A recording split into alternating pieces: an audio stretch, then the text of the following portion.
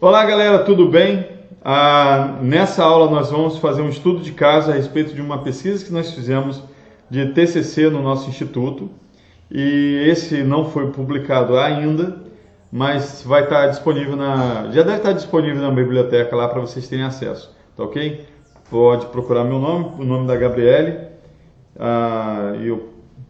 quem quiser passa para mim o pedido que eu mando para vocês o nome completo do título e tudo. Ok?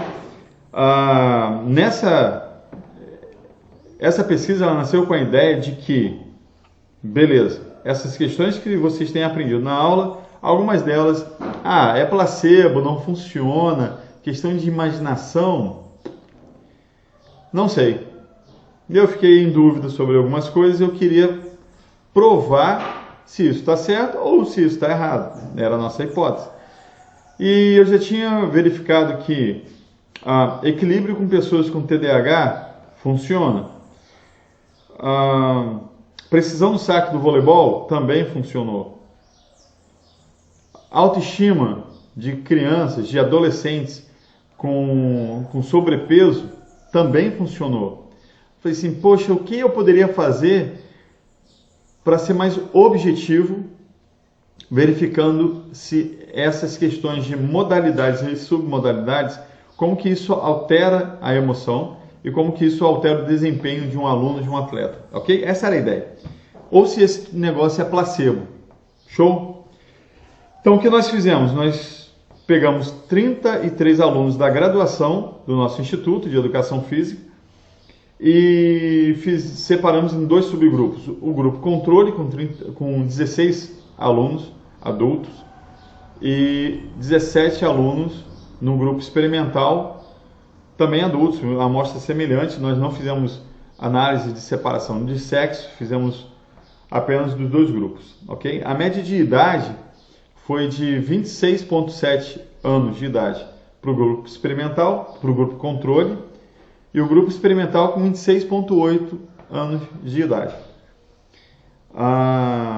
No pré-teste, nós submetemos todos os sujeitos, nós submetemos todos os alunos que estavam compondo a amostra a um teste de força máxima estimada, tá? Na monografia e também na internet, nos artigos científicos, você encontra com uma certa facilidade o que significa força máxima estimada. Mas por que a gente utilizou a força máxima estimada, mas não utilizamos o teste de carga máxima, né, de uma única repetição?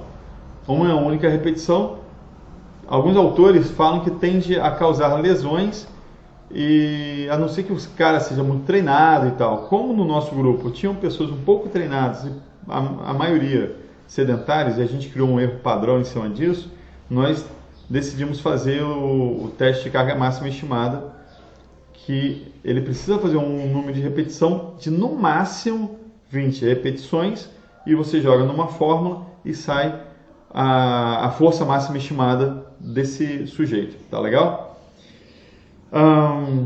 Show de bola. Então, primeiro dia, pré-teste, todo mundo foi submetido da mesma forma, nenhum deles sabia qual peso eles estavam levantando.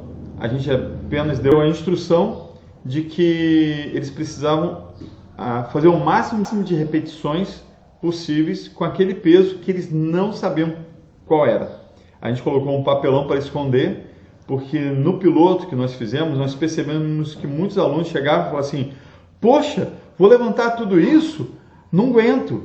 Então ele já começava sabendo que não ia conseguir e gerava uma emoção que a gente não queria. Então a gente escondeu e a gente falava para o aluno, não importa o peso, o que eu estou interessado é apenas o número de repetição que você faz.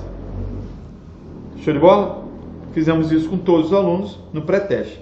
No pós-teste, que aconteceu 48 horas depois, porque fisiologicamente falando é exigido um descanso de 48 horas para que os músculos não estejam cansados, né? Não tenha força máxima devido à carga que ele levantou no dia anterior. Então fizemos 48 horas depois. E quando chegou nesse dia do pós-teste, o grupo controle foi submetido ao mesmo teste, tudo igual. O grupo experimental, também tudo igual, exceto que antes deles começarem a levantar a carga máxima, nós fizemos algo semelhante ao que fizemos no voleibol, só que agora voltado para força. Então nós pedimos que ele sentasse no local onde ele iria fazer o movimento e imaginasse alguém que fosse muito forte, alguém que ele admirasse, ok? Algumas pessoas disseram nomes de pessoas famosas que levantam peso, Arnold Schwarzenegger, outros nomes, e tinha gente que usou desenho animado ou filme, como o Incrível Hulk. Então eu vou usar aqui o nome do Incrível Hulk como exemplo, tá ok? Então a gente pediu para o aluno, para o sujeito da amostra, senta. Agora eu quero que você feche os olhos e imagine essa pessoa que você admira muito fazendo os exercícios que você vai fazer. Observa, no caso o Incrível Hulk, fazendo o voador ou o leg press 45 graus, que foram os dois exercícios que eles fizeram, membros superiores e membros inferiores. E ele imaginava, usando modalidades e submodalidades, qual era o visual, o auditivo, o sinestésico, quão fácil ele faz um grande número de repetição com muito peso. Preste atenção nessa sensação de ser fácil levantar muito peso e fazer muitas repetições. Observando o Incrível Hulk fazendo. E também depois no outro movimento, o leg press, e eles imaginaram criar essas imagens. E a gente pedia para que ficasse mais nítido, colocasse colorido, fosse em filme, ficasse a imagem mais próxima. Esses elementos das submodalidades com o objetivo de intensificar a emoção de estar fácil, muito forte e muitas repetições, ok? Depois que essa imagem foi construída, a gente pedia que esse aluno entrasse na imagem do Incrível Hulk, por exemplo, e ele sentisse no corpo dele e ele imaginasse fazendo no próprio corpo os movimentos com a mesma facilidade que o Incrível Hulk, por exemplo, estava fazendo. Tanto o número de repetição, quanto o nível de facilidade e a sensação de força, sentindo cada fibra muscular muito forte fazendo os movimentos. Tudo isso na imaginação dos alunos. E depois ia para o leg press e ele imaginava isso uma única vez antes dos dois. Mas na imaginação fazia no voador e depois ele imaginava no leg. Ok? Depois que isso foi feito, que durou em torno de 5 a 7 minutos, não passou desse tempo, cada um deles abre os olhos, eu pedia, né? Então, abre os olhos e faz o movimento. A repetição que você achar que dá para levantar. E ele fazia. Como resultado, no exercício do voador, a força máxima estimada voador, o grupo controle ele levantou em média 58 quilos e o grupo experimental 46,6. Né? Houve uma grande diferença aqui porque os grupos eles foram feitos por sorteio e aparentemente no sorteio que demonstrou é que o grupo controle era um grupo mais forte do que o grupo experimental. Tá legal? Então, esse foi o resultado do pré-teste. No pós-teste, 48 horas depois, o grupo controle levantou 56,4 kg em média. E o grupo experimental saiu de 46,6 kg para 57,7, o que é uma diferença muito significativa, demonstrando que aquele exercício de imaginação funcionou consideravelmente. Com respeito ao leg press 45 graus, o grupo, no pré-teste, eles ficaram com um valor de 225,4 no grupo experimental e 265,8 no grupo controle. O grupo controle no pós-teste caiu, mas não foi uma queda significativa, de 265,8 para 255,2.